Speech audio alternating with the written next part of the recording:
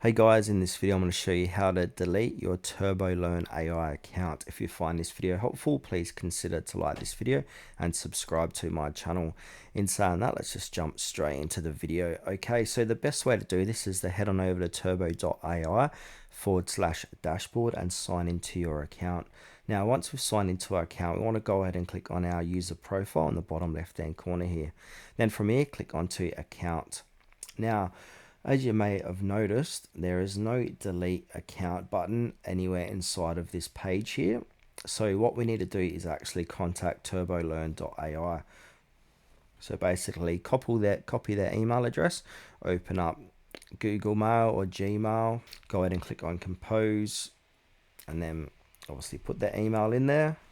Now subject, you want to put something along the lines, request to delete my Turbo AI account.